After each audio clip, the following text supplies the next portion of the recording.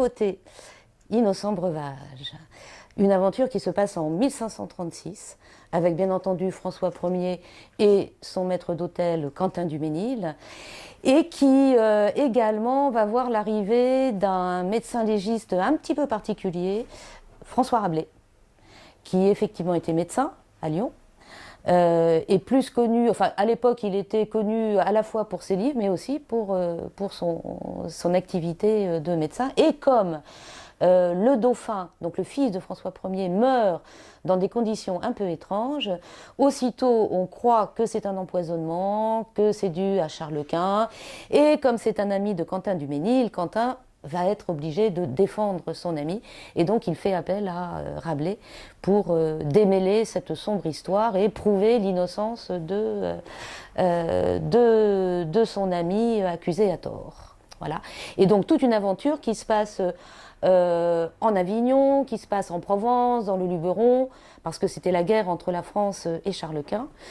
Et alors je vais pas en dire plus, hein, parce que Rabelais, alors finalement, on mange, on parle beaucoup, nourriture, mais les lecteurs verront que c'est pas si simple que ça, justement, de trouver la nourriture en temps de guerre.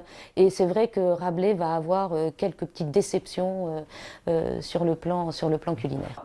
Sur le plan recette, je dois avouer que je me suis fait personnellement plaisir en rappelant beaucoup de recettes de Bartolomeo Scapi, qui est un peu mon cuisinier chouchou.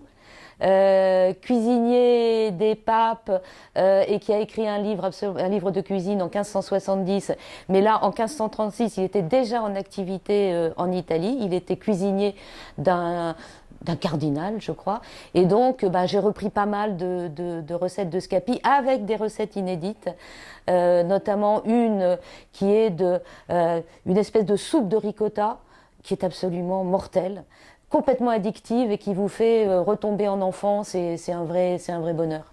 Et comme d'habitude, on a le petit carnet de recettes à la fin du livre, hein, qui permet donc au lecteur de refaire les recettes, parce que moi, je les réécris, et donc si je les réécris, ça veut dire que je les ai faites, que je les ai testées auprès d'amis, de voisins, et qui, jusqu'à présent, je dois dire, ne se sont jamais plaints.